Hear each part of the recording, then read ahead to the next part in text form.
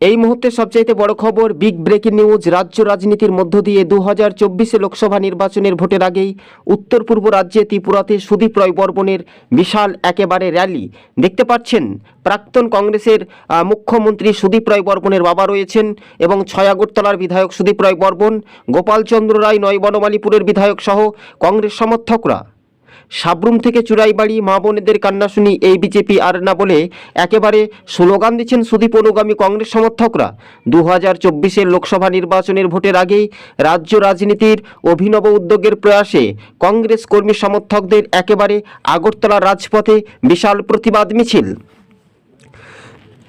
2024 লোকসভা নির্বাচনের ভোটের আগে বিজেপির যে হিংসার রাজনীতির বিরুদ্ধেই রাজ্য রাজনীতির বিষয়টা, সুদীপ রায় বর্মনরা কি বিজেপিকে হারাতে পারবে? কথাতে ছিল পাহাড় যার ক্ষমতা তার, কিন্তু পাহাড় ও সমতলের রাজনৈতিক ভোট কাটাকাটিতে বিরোধী ভোট ভাগ বসিয়ে এক কথায় বলা যেতে পারে বিজেপি ক্ষমতায় আসে। এবার তাহলে কি সুদীপ রায় বর্মনরা কি আশিস সাহারা কি পারবে বিজেপিকে জোর টক্কর দিতে?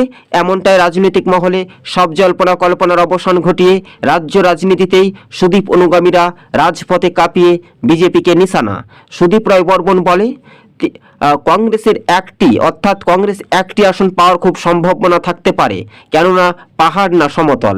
রাজ্য রাজনীতির মধ্য দিয়ে 2024 লোকসভা নির্বাচনের ভোটের আগেই ত্রিপুরাতে দায়িত্ব পাওয়ার পর থেকে নতুন প্রদেশ কংগ্রেস সভাপতি আমরা বলতে পারি একেবারে আশিস কুমার সাহা, কিন্তু কংগ্রেস সমর্থকদের আন্দোলন প্রতিবাদ।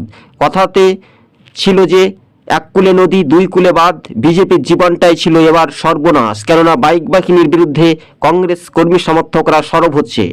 রাজ্যবাসীর দোরগোড়ায় কংগ্রেস সমর্থকদের এবার প্রতিবাদ মিছিল। সরাসরি আগরতলা থেকে সবুজবঙ্গ নিউজ আপনাদের সঙ্গে আমরা প্রতিবেদনটি তুলে ধরেছি। আজকে ছিল এই পর্যন্ত প্রতিবেদন।